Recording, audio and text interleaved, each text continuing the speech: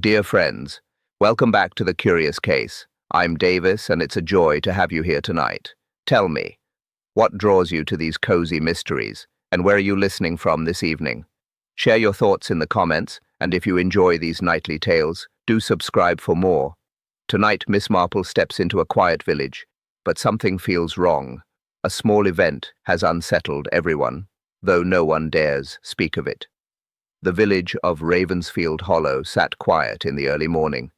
The sky was pale, the air felt still. Miss Marple noticed it at once. She stepped outside her small cottage with her cup of tea. The lane was empty. Too empty. She watched the path that usually carried voices. But today, nothing moved. Miss Marple lowered her cup, her eyes focused. Her mind began its quiet work. She expected to see Mrs. Tilda Harper sweeping her doorstep. She expected to hear Mr. Bramley opening his shop shutters. She expected the usual chatter from Lucy Hill, who always hurried past with 2 baskets. But none of them were outside. The silence felt deliberate. Miss Marple walked a few steps toward the main road. Her shoes made the only sound. The gravel seemed louder than usual. Even the birds kept back. She paused. At the corner, she saw Henry Cobb, the postman. He usually greeted her at once. He usually had a cheerful line ready. But today he stood stiff near the gate of the old willow tree. He pretended to shuffle letters. His eyes avoided hers. Miss Marple approached him slowly. She nodded. "Good morning, Henry." He jumped slightly. "Oh, morning, Miss Marple. Lovely day." But his voice cracked. He pushed the letters deeper into his bag. He walked off quickly, too quickly. Miss Marple watched him turn the corner as though fleeing from something. She made a soft sound, not surprise, recognition. Something was wrong in Ravensfield Hollow. She continued walking. The bakery ahead was open, but the windows were dark inside. She stepped closer. Through the glass, she saw Martha Blythe, the baker. Head down, hands still covered in flour, but she was not kneading dough. She sat on a stool, staring at her counter, silent. Miss Marple waited a moment. Martha did not look up. Miss Marple moved on. Near the green, she spotted Agnes Fell, a sharp-eyed woman who never missed a chance to share news. Agnes usually waved at her. Agnes usually crossed the lane just to talk, but not today. Agnes walked fast, her scarf half-tied, her hair unbrushed. She held a basket close to her chest as if hiding something inside it. When she noticed Miss Marple, she stiffened. She nodded briefly, then hurried away. Miss Marple took in every movement, every silence, every avoidance. She understood patterns. She understood behavior. She understood fear. She reached the small village pond. The benches were empty. Even the ducks seemed to keep to the far side. At the edge of the water, Samuel Reed, the groundsman, stood with his rake. He stared at the surface of the pond. Not a task, not a duty, just staring. Miss Marple approached with her quiet steps. She greeted him gently. He did not answer. His jaw clenched. His eyes stayed fixed on the water. Miss Marple felt the pattern settling in her mind. Too much silence, too many turned faces, too many closed gestures. People avoided her today. People avoided everyone. Something had happened, something no one wished to mention. She watched the lane again, empty, still, holding its breath. Miss Marple touched the gate beside her. Her thoughts sharpened. Something in Ravensfield Hollow had shifted. Something subtle, something heavy, something waiting. And Miss Marple knew she would learn what it was, because one tiny clue was already forming in the quiet air. By mid-morning, the village mood had shifted further. Miss Marple sensed it the moment she crossed the green. People moved quickly. People spoke quietly. People looked over their shoulders before saying even the simplest things. She reached the post office. A small crowd had gathered outside, but no one was talking. Not really talking. Only short exchanges, only brief glances, only shared unease. Miss Marple stepped closer. Tilda Harper stood near the doorway with her hands pressed together. Tilda kept looking down the lane, as if expecting someone, or fearing someone. Miss Marple greeted her gently. "Tilda, my dear. Quite a morning." Tilda nodded once. "Yes, Miss Marple, quite a morning indeed." Her voice was thin, her eyes were restless. She didn't offer anything more. So Miss Marple waited. Silence usually revealed more than questions. From the lane, Mr. Bramley approached. He held his hat in his hands, tightly. Too tightly. His face was pale. When he saw Miss Marple, he tried to smile. It failed. He gave a stiff nod and stepped inside the post office without a word.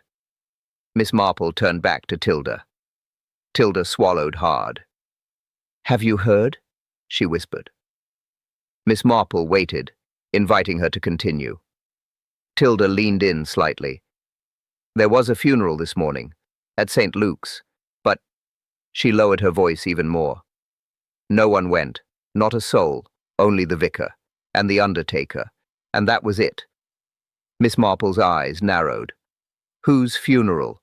Tilda hesitated. She looked around quickly, then she said the name. "Gordon Finch." Miss Marple repeated it softly. "Gordon Finch. I see." She did see. Gordon Finch had lived in the old stone house near the mill, a quiet man, private, not unfriendly but distant. He kept to himself. He rarely visited the village. Still, an empty funeral in Ravensfield Hollow was unusual, very unusual. Miss Marple asked calmly, "Did no one know the service was today?"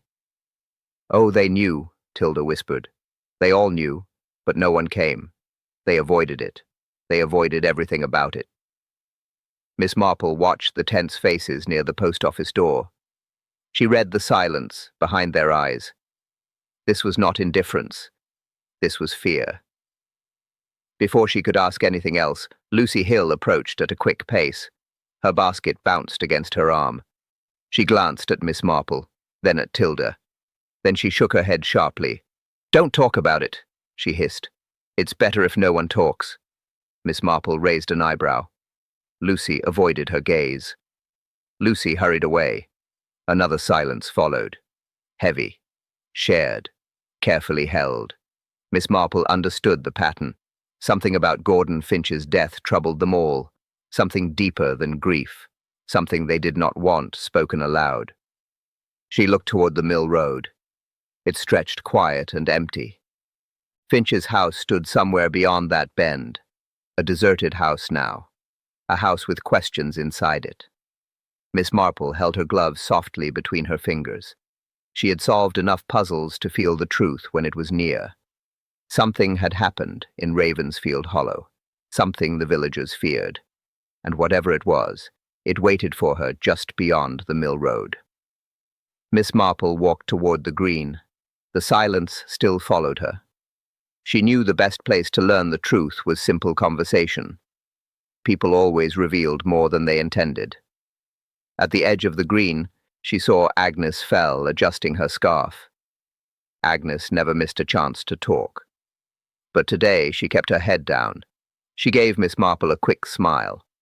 Forced, tense. Miss Marple greeted her warmly. "Agnes, my dear, a quiet morning." Agnes nodded. "Yes, very quiet." She glanced left, then right. A habit she didn't usually have.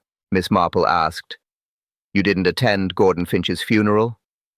Agnes flinched. "Oh, well, no, I had errands, important errands." Her voice wavered. She tightened her scarf again. Unnecessary. Nervous. Miss Marple watched her hands. They trembled slightly. That was enough for now. She moved on.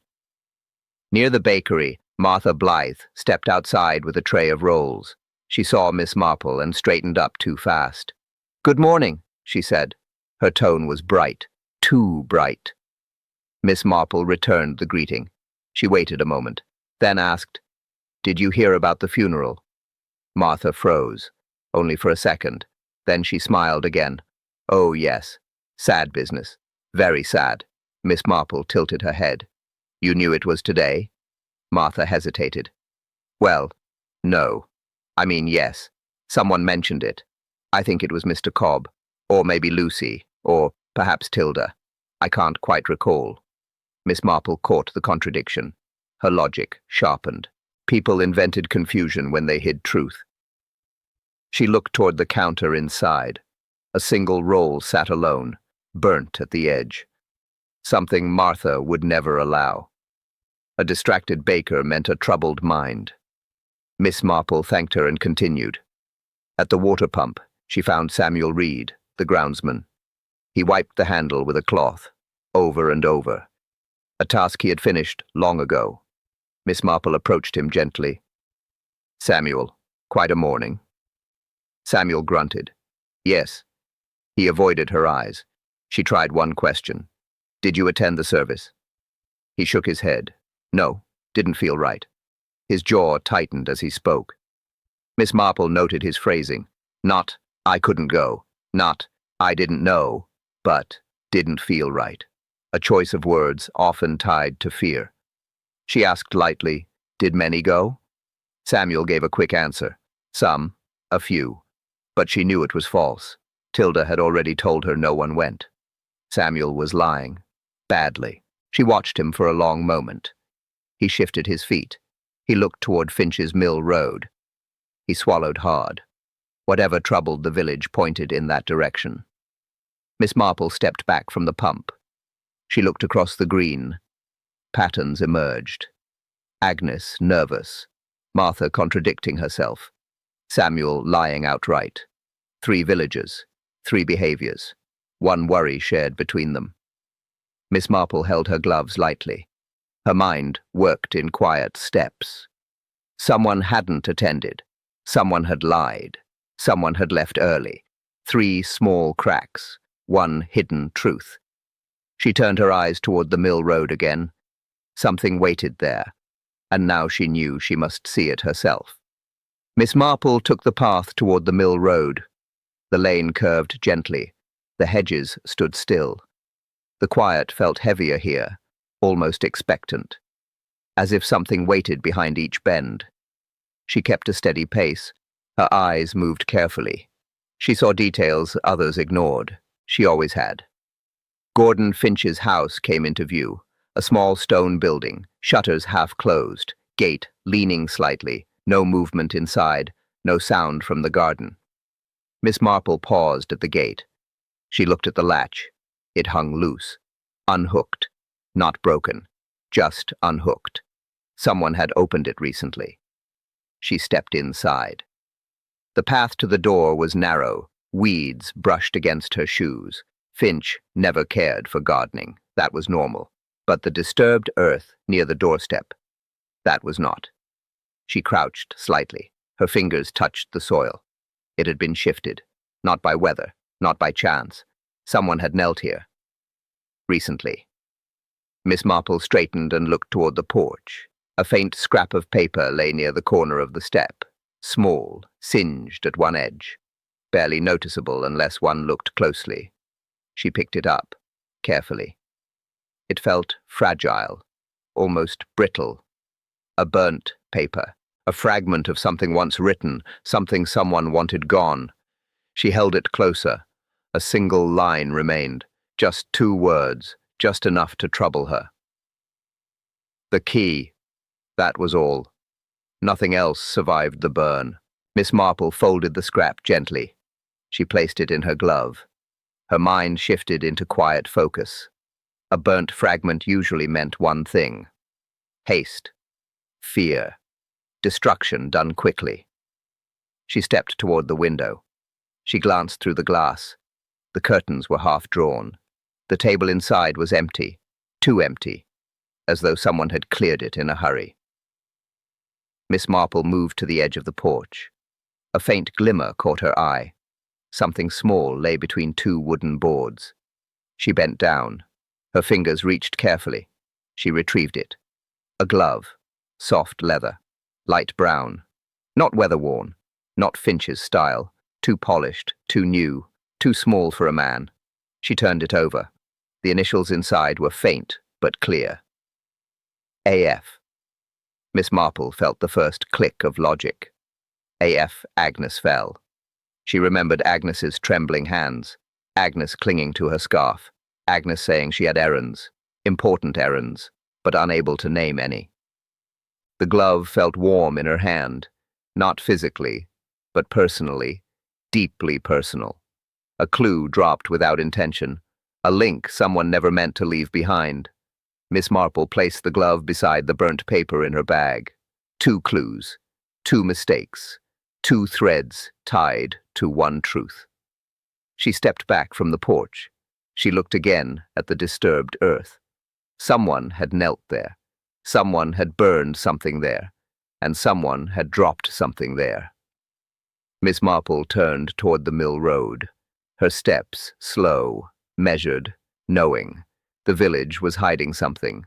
And now, she held the first pieces of the truth in her hand. Miss Marple left Finch's Lane with slow steps. 2 clues rested in her bag. But she needed a timeline, and she needed clarity. Only one person could give her that. She walked toward the small clinic near the butcher's shop. The sign outside read, Dr. Lionel Grayson. A steady man, calm, usually confident. Usually direct. Today might test that. Miss Marple tapped lightly on the clinic door. It opened at once. Dr. Grayson stood there. His glasses hung lower than usual, his collar slightly crooked, signs of a restless morning. "Oh, Miss Marple," he said. A short pause followed. Not welcoming, not ready, nervous. "Good morning, Doctor," Miss Marple said softly. "I wondered if you had a moment." He stepped aside. "Yes, a moment." She entered the small waiting room. The chairs were lined neatly, but the papers on his desk were not. A scattered arrangement. Unusual for him. Miss Marple sat. Dr. Grayson closed the door. He stayed standing. She began gently. "I heard about Mr. Gordon Finch's passing." He nodded once. "Yes. Sad matter." "When did it happen?" she asked. He hesitated. "A few days ago." Miss Marple tilted her head. "A few days? Yet the funeral was this morning." Another hesitation. "A delay," he said. His tone was thin. Miss Marple watched him quietly. "What caused the delay?" He looked at the window instead of her. "Paperwork and certain formalities." Miss Marple's eyes moved to the desk. A form lay open, unsigned. She saw Finch's name. She saw the date, a date that didn't match the day of death he had just given. "A mismatch?" she asked gently. Dr. Grayson swallowed. "It's nothing, just clerical confusion." Miss Marple waited. Silence invited truth.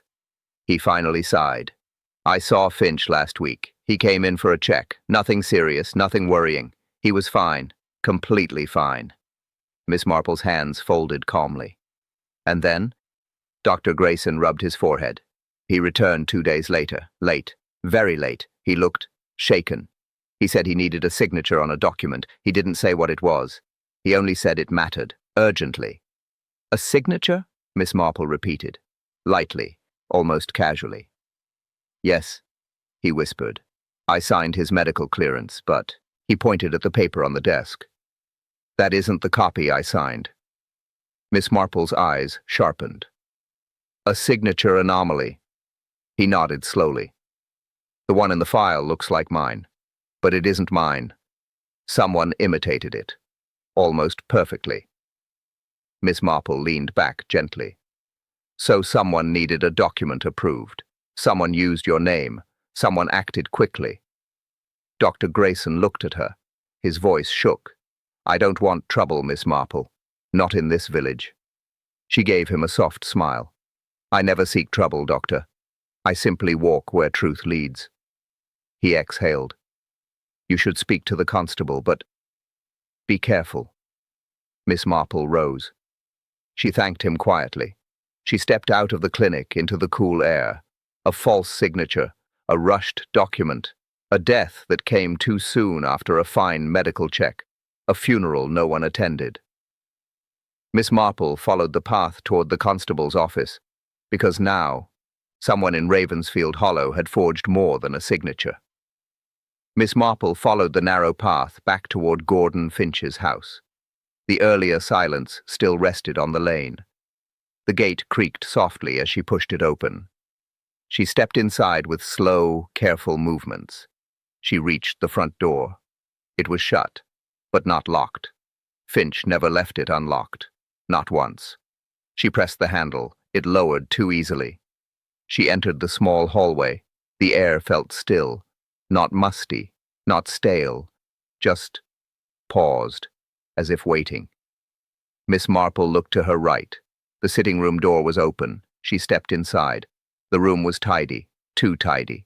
The cushions lined straight, the books arranged evenly, the dust absent from the mantel. Finch never kept things this neat. Finch lived alone. His habits were simple and untidy by nature. Miss Marple moved toward the desk, a small writing table, always cluttered. Always covered in notes, receipts, and pencils. Today it was bare, perfectly bare, only a lamp remained. She leaned closer. The wood had faint marks, circular, fresh. Something had sat there recently, something heavy, removed quickly. She opened the drawer, empty, completely empty, every drawer the same. Miss Marple paused. Someone had cleared this desk, someone who did not want the contents seen. She turned toward the corner of the room. There she saw the first odd sign. A chair, slightly out of place. Not much. An inch. Just enough. She approached it. She pressed her hand to the carpet beneath. Flattened fibers, not natural wear. Something had been dragged. A crate. A box. Something with weight. She followed the marks to the far wall, behind the small bookshelf. A bookshelf that looked untouched. Books neat. Spines aligned. Miss Marple touched the edge. It shifted. Lightly. Too lightly. She pulled it forward an inch. The marks on the floor deepened. A clear trail. Someone had moved the shelf recently. Someone had returned it quickly. She bent down. Her fingers brushed the skirting board. There. A seam. Faint. Hidden. A compartment. She pressed lightly. The panel clicked. A small door eased open. Inside lay an envelope. Unsealed. Unmarked. Thin. She lifted it carefully. She understood enough to go slowly. Inside she found a single sheet of paper. Folded once. Clean edges. No handwriting visible at first glance. She unfolded it. It held only one line. Do not trust the last visitor. Nothing else. No name. No date. No address. Miss Marple read it twice, then a third time. Her mind moved in calm steps. The desk cleared. The drawers empty. The bookshelf shifted. The hidden compartment used. A warning left behind. Finch had known something. Finch had tried to leave a message. Finch had trusted only the hidden panel. Miss Marple placed the paper back in the envelope. She closed the compartment gently. Then she turned toward the door. Her eyes thoughtful. Her steps light. Someone had been here before her. Someone had taken most of the evidence. Someone had left only what they failed to find. And now, Miss Marple knew she must learn who the last visitor truly was. Miss Marple left Finch's house and walked toward the village inn. Information always drifted toward that building. Visitors passed through. Stories passed through. Secrets passed through too. At the end of the lane stood the Willow Arms, a small inn with 3 rooms upstairs. Miss Marple stepped inside. The smell of tea, the sound of a kettle, and one quiet figure at the corner table, a man she had not seen before. He sat alone, shoulders stiff, hat pulled low, a cigarette between his fingers. The ash long, unattended, a sign of a restless mind. Miss Marple observed him for a moment. He did not look up. He stared at the wooden surface of the table. His hand tapped. Not a rhythm. A habit. The innkeeper, Mrs. Clara Hensley, approached Miss Marple with a small smile, but the smile faded quickly. Her eyes flicked toward the man, then away, uneasy. Miss Marple spoke softly. New guest, Clara. Clara hesitated. Yes, arrived 2 days ago. Name's Mr. Alan Kersey. Says he's here for quiet work. Another glance toward him. Nervous this time. He rents the room above the back stairs. Miss Marple nodded. Has he been pleasant?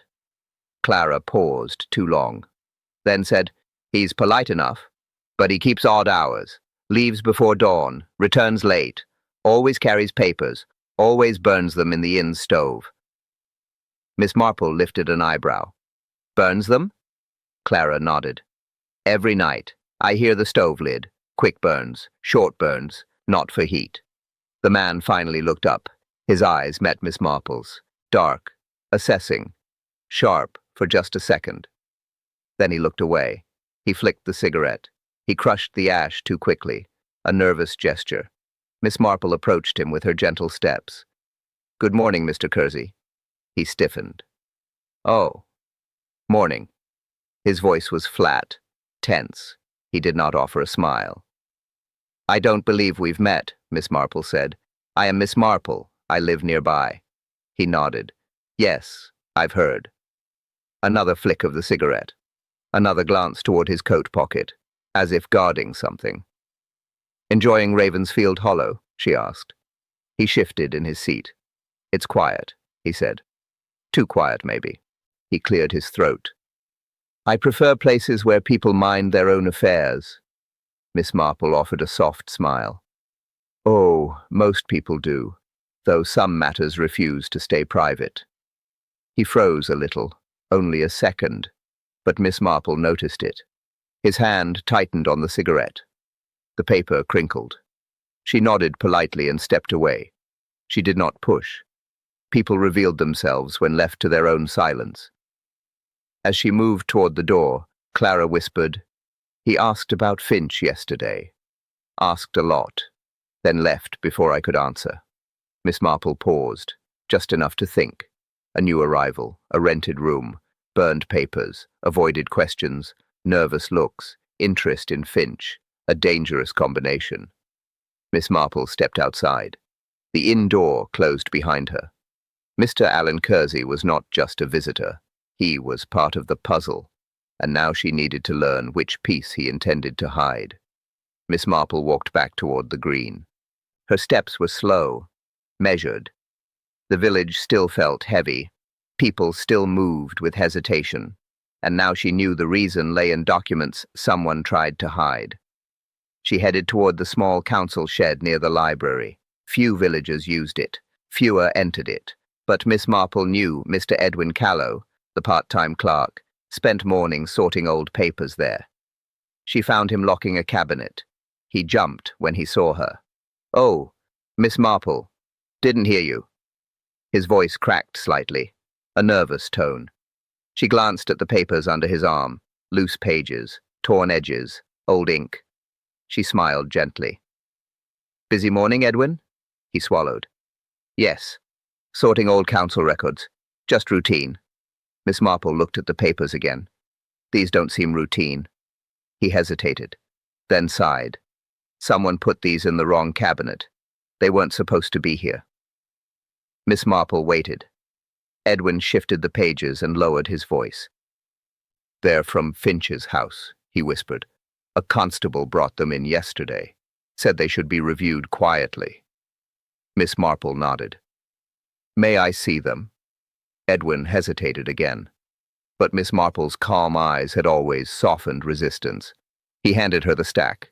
She stepped to a small table. She spread the pages slowly. One page caught her attention at once. A will, dated last week, signed by Gordon Finch. But the signature slanted oddly, not like his usual handwriting. She knew this because she had seen Finch's old notes once during a charity sale. A forged signature. That much felt clear. She checked the witness line. No names.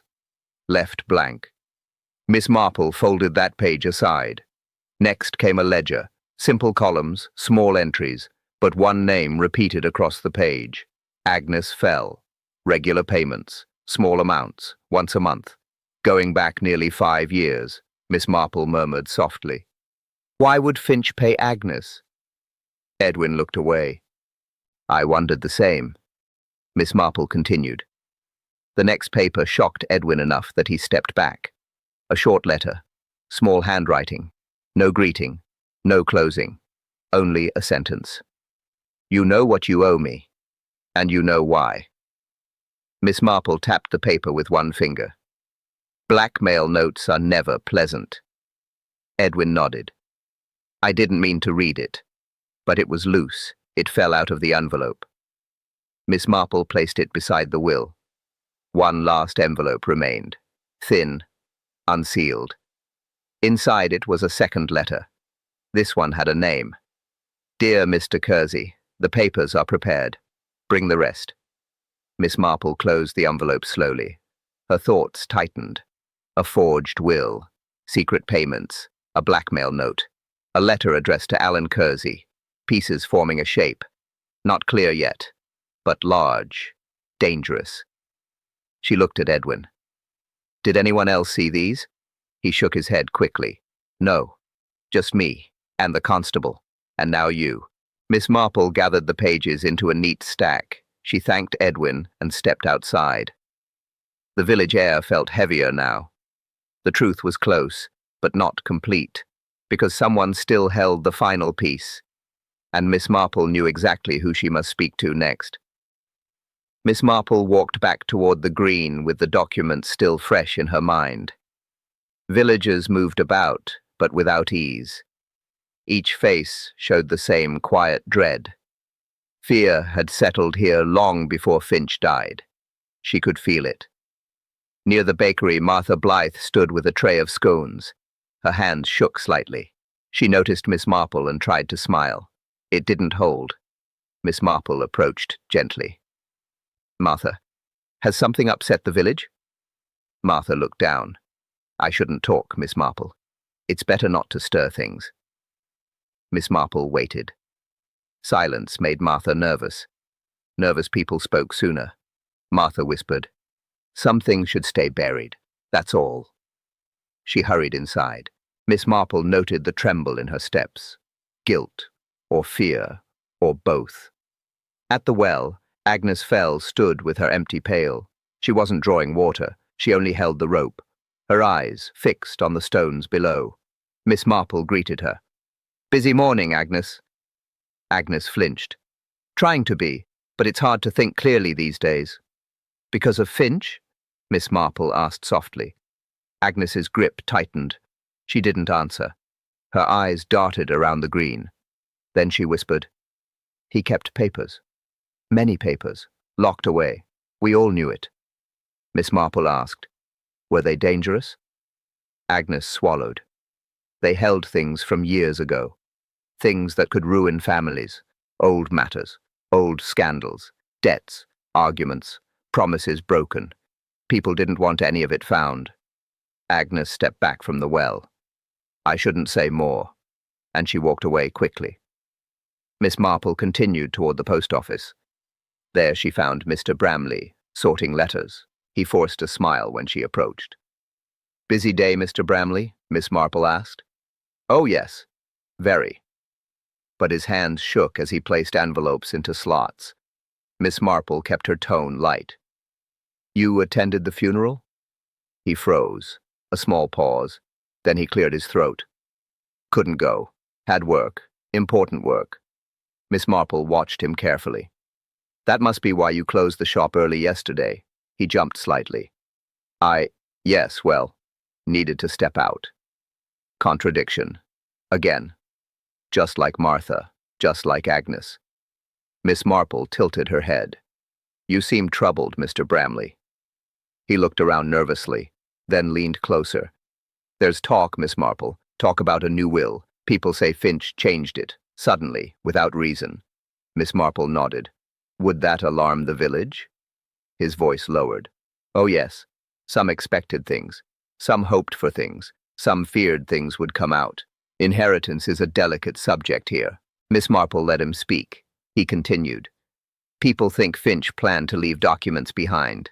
Papers that could expose what happened years ago. If those got out, well, lives would change. Reputations, too. He swallowed hard. That's why people keep quiet. It's safer. Miss Marple thanked him softly and stepped outside. She now understood the silence, the fear, the avoidance, the lies, old secrets, hidden documents, a sudden will, long-buried scandals, and families afraid of losing everything. Everyone protected someone. Everyone feared someone. Everyone had something at stake. Miss Marple paused at the green. The village moved around her in quiet tension. And somewhere, someone knew the truth. Someone who had far more to lose than the rest. And Miss Marple was ready to meet them next. Miss Marple walked toward the quiet bench near the village pond. It was her usual thinking place, calm, still, useful. She sat down. She sat. Her bag rested beside her. Inside it lay the small, burnt paper, the glove with the initials, the envelope from Finch's hidden compartment, and the copied documents from the council shed. She opened the bag gently. She laid the clues out in her mind, one by one. First, the object clue, the burnt scrap. Only 2 words. The key. Someone tried to burn the rest. Someone panicked, but the fragment survived. Miss Marple knew that accidents told more truth than plans. Then the glove, light brown, soft leather, initials AF, Agnes Fell. A woman who trembled at the well. A woman who avoided questions. A woman who received small monthly payments from Finch for years. Payments found in the ledger. Miss Marple moved to the timeline. Dr. Grayson said Finch was healthy last week. Then Finch came in late at night for a signature. Then he died days later. Too sudden, too convenient. A gap in the timeline always pointed to human interference. Next came the contradictions. Martha said she knew about the funeral, then said she didn't. Mr. Bramley said he was busy, then closed early. Agnes said she had errands, but didn't name any. Samuel said some attended the funeral. No one did. 1 lie was careless.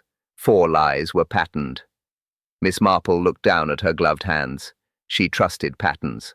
Patterns never lied. The hidden compartment came next. Finch had used it, not recently, but urgently. The message he left was short, a warning. Do not trust the last visitor.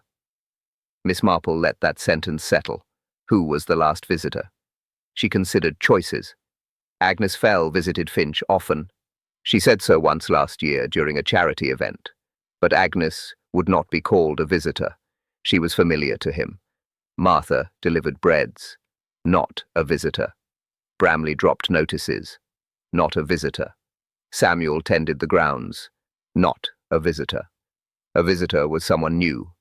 Someone unfamiliar. Someone who came to the village quietly. Someone who arrived days before Finch died. Someone who burned papers. Someone who asked about Finch. Mr. Alan Kersey. Miss Marple folded her hands. Her thoughts aligned. One steady chain. Finch had new documents. Finch sought a forged signature. Finch hid a warning.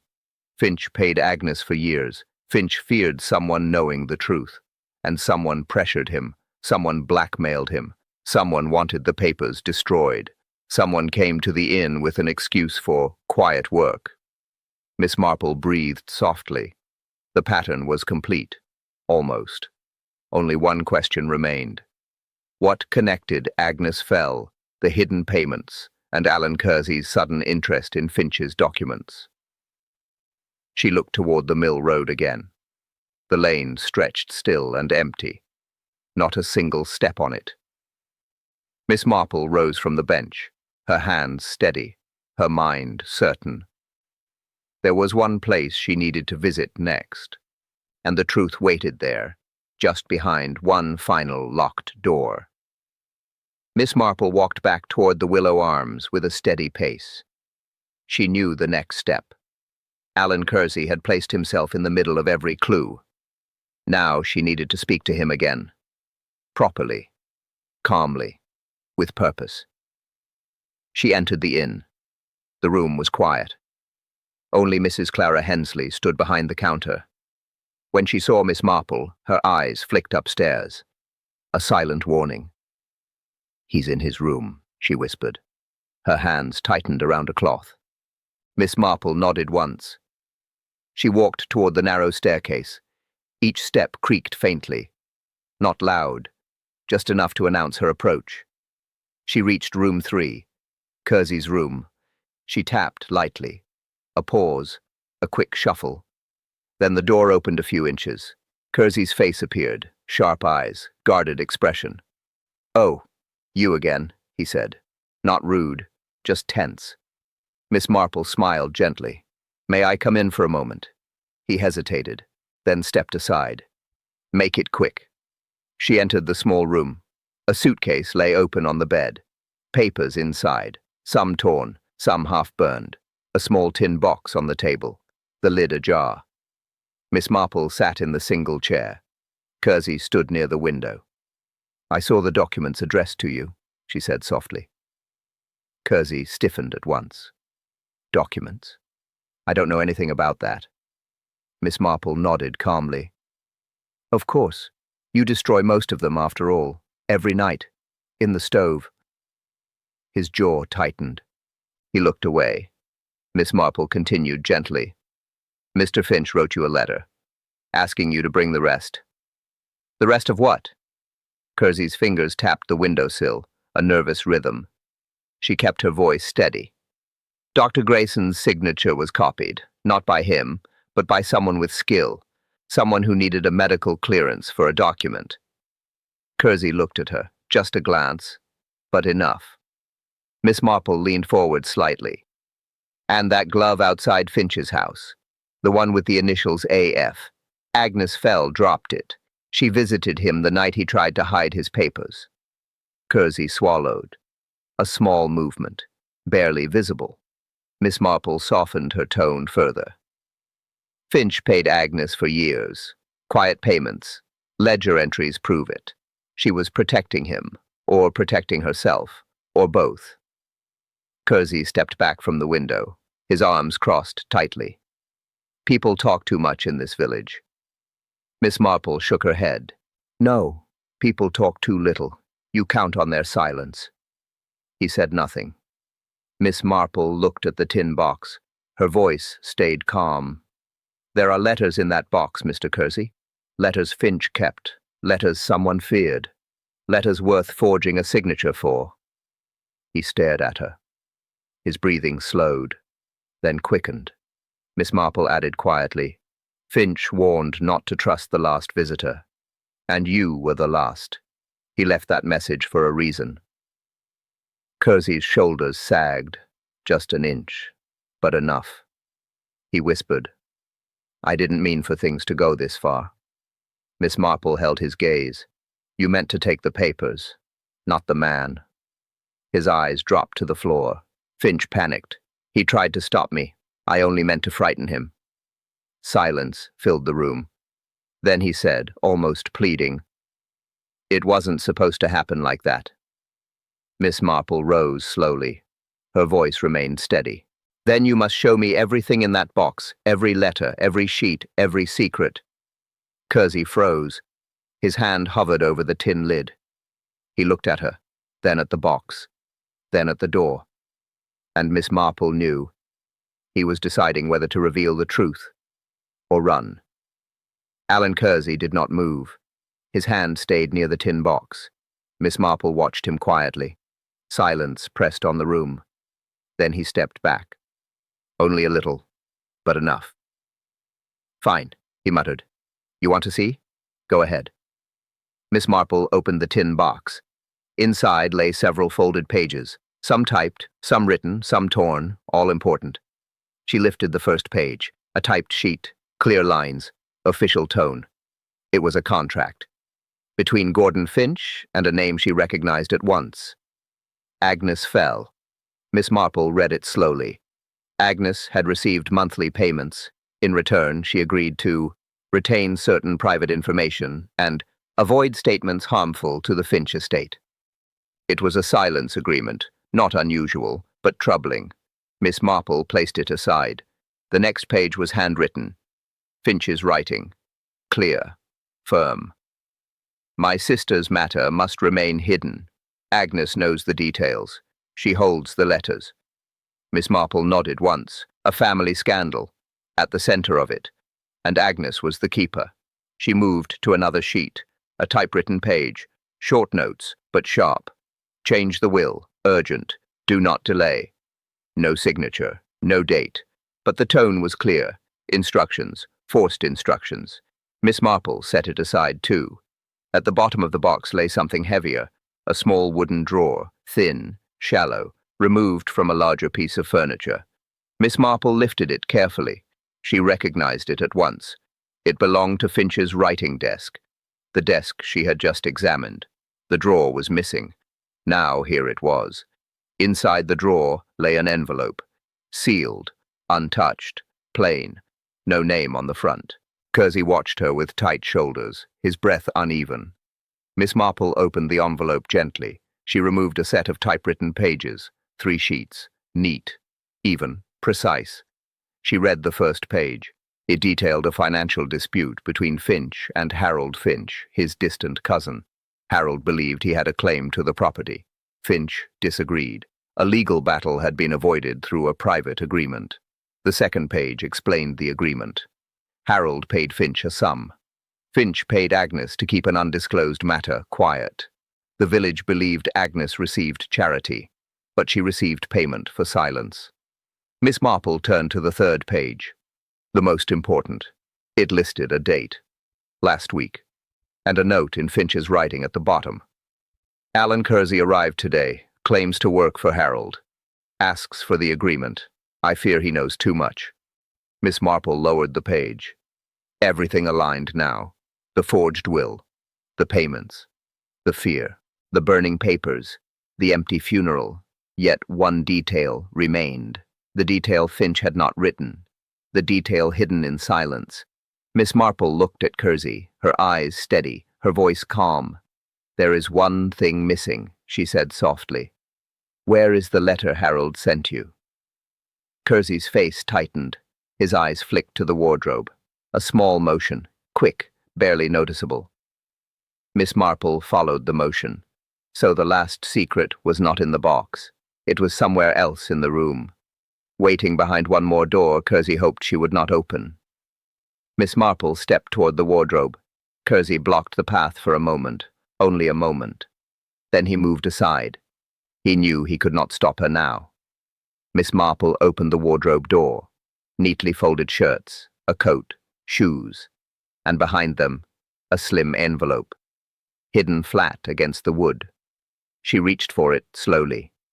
Kersey's breath caught, but he said nothing. Miss Marple opened the envelope. Inside lay a single letter, typed, sharp, direct. It was from Harold Finch. Miss Marple read the first line aloud. Alan, retrieve every document Gordon kept. Destroy the lot, no exceptions. Kersey closed his eyes. The truth settled over the room. Miss Marple continued reading. Harold believed Gordon planned to expose the old agreement. The agreement that kept Harold out of trouble. The agreement that paid Agnes for her silence. The agreement that hid a family scandal involving money taken years ago. Harold feared ruin, feared exposure, feared losing the property he expected to inherit. Miss Marple placed the letter on the table. So, Harold sent you, she said softly. Kersey nodded. He said it was simple. Get the papers. Burn them. Make sure no one saw. His voice tightened. I didn't know it would end like this. Miss Marple eyed him gently. You pressured Gordon, didn't you? Kersey swallowed. He refused to hand over the drawer. He said he wanted the truth clear. He said he would correct the will before it was too late. Miss Marple waited. Kersey continued in a low voice. I grabbed his arm. He pulled back. He slipped, hit his head on the table corner. He stared at the floor. Silence filled the room. He was alive, but stunned. I panicked. I left. Miss Marple nodded once. A quiet, sad understanding. An accident, she said. But you ran instead of helping him. He nodded again. I thought he would talk. And if he talked, Harold would blame me. Miss Marple placed her hands together calmly. And the object clues? She asked. Kersey looked confused. Miss Marple explained. The burnt paper was Gordon's attempt to destroy the forged will. The glove was Agnes's. She visited him later to beg him not to reveal the scandal. The hidden drawer held the documents Harold feared. And the message in the compartment, that warned of the last visitor, Kersey whispered. Me. Miss Marple continued gently. The villagers stayed silent because they all feared those old papers. Agnes feared her part being exposed. Martha feared an old debt mentioned in those letters. Bramley feared his name in the ledger from 20 years ago. Samuel feared an old quarrel written in one of Finch's notes. She closed the envelope. Everyone protected someone, she said, and everyone feared Harold, his influence, his history, his temper. Kersey sank into the chair. I shouldn't have listened to him. I shouldn't have come. Miss Marple stood. The case is clear now. Harold sent you. You confronted Gordon. An accident followed. You fled. The villagers hid their secrets, and the papers prove every part. Kersey looked up slowly. What happens now? Miss Marple walked toward the door. Her voice remained calm. What must always happen, Mr. Kersey? She opened the door. Truth will go where it needs to go, even if someone tries to burn every page. And outside the inn, someone waited in the shadows, listening. The village grew quiet again, not tense, not secretive, just quiet in a natural way.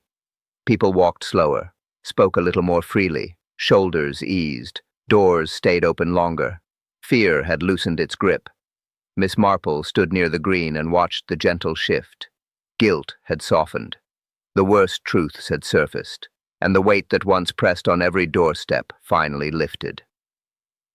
She thought about Gordon Finch, a man who tried to fix his mistakes too late. She thought about Agnes Fell, a woman trapped by secrets she never asked for. She thought about Alan Kersey, a man pulled into wrongdoing by someone else's pressure. Human nature, she reflected, was rarely simple. People hid things out of fear, and fear often led to deeper harm. She turned toward her cottage. One truth remained, quiet but clear. Secrets always choose their moment to return. Evening settled gently over Stonemoor. Miss Marple prepared her tea. The day felt complete at last, quiet, balanced, almost peaceful. Then she noticed it. A small envelope on her doorstep. No stamp, no seal, no name. She picked it up carefully. The paper felt new, untouched. Inside was a single slip, only 4 words. You didn't see everything. Miss Marple paused. Not alarmed, just thoughtful. Someone had left this for a reason. Someone wanted the next part known. She folded the note slowly, and at the edge of the path, a fresh footprint waited in the dark. This is Davis, friends. Back with you for a gentle close. Thank you for joining tonight's mystery. I hope you felt the quiet turns and the soft little secrets along the way. Tell me, what moment surprised you most, and where are you listening from tonight? Share your thoughts in the comments. I always enjoy reading them. Rest well now, and be ready, because tomorrow another kettle will boil. Thank you for spending this evening in our little corner of mystery and calm. Your presence here always means so much.